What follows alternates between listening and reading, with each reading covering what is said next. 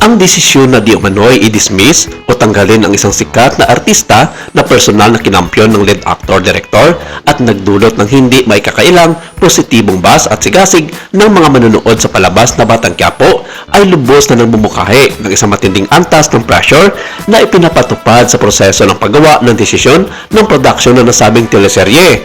Ang senaryo na ito ay nagpapahiwatig ng isang maigpit at personal na hierarchy kung saan ang emosyonal na sensitivity at pribadong relasyon ay inuuna kaysa sa showbiz career. May layunin ng mga desisyon sa pagtanggal ng isang tauhan at ang mahalagang showbiz business ay kailangang mapanatili ang matatag at nakakainganyong mga koneksyon ng mga manunood. Sa high-stake na mundo ng primetime na television, ang planong pagpapatalsik ng isang sikat na karakter o leading lady ay maaring humantong sa mga makabuluhang komplikasyon sa pagsasalaysay at potensyal na backlash ng mga manunood. Kung ang pagtanggal na ito ay mapapatulayang batay sa emosyonal na mga pangangailangan sa halip na malikhaing pangangailangan, ito ay nagpapadala ng isang nakakabalang mensahe tungkol sa tunay na katangian ng kontrol sa loob ng isa sa pinakamalaking kumpanya ng production sa Pilipinas, ang ABS-CBN at ang Batang Quiapo. Ang huling aksyon ng backstage na serye na ito ay magbibigay ng tiyak na sagot sa isang mahalagang tanong sa industriya. Sino ang tunay na kumukontrol sa malikhain at all-time hit serye ng ABS-CBN? Kung sa huli ay mapipilitan si Mariscal na lisanin ang nasabing serye ng ABS-CBN, ang hakbang ay bibigyang kahulugan hindi bilang isang malikhaing desisyon kundi bilang isang pampolitika na dinidiktitahan ng iba pang mga impluensyang personalidad. Ngayon, itatanong ito ng publiko, sino kaya ang magpapalis sa kanya? Si Coco Martin ba o si Julia Montes?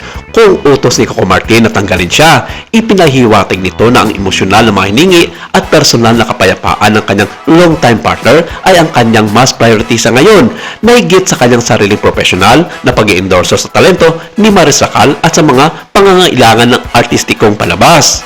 Kinumpirma ito ang hierarchy kung saan ang mga personal na relasyon sa kanyang pinakamamahal na si Julia Montes ay ang kanyang prioridad. Kung si Maris ay matatanggal nang walang pampublikong payag mula kay Coco Martin, iminumungkahi nito na ang kapangyarihan at impluensya ng posisyon ni Julia Montes sa buhay ni Coco kasama ang mga pressure mula sa mga nanggugulo ng mga netizens online ay sapat na upang pilitin ang pagbabago kahit nalabag ito sa sariling profesional na desisyon ni Coco Martin.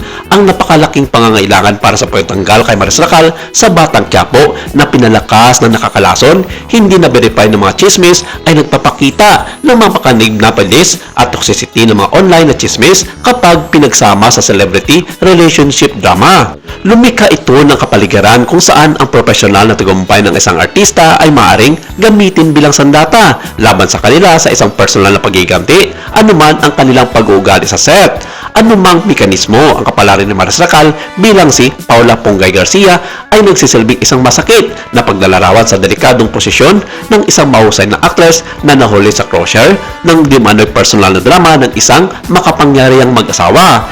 Ito ay isang babala ng pinakamalagang pera sa industriya ng entertainment ay hindi palaging talento o rating, ngunit personal na kapangyarihan at emosyonal na kontrol.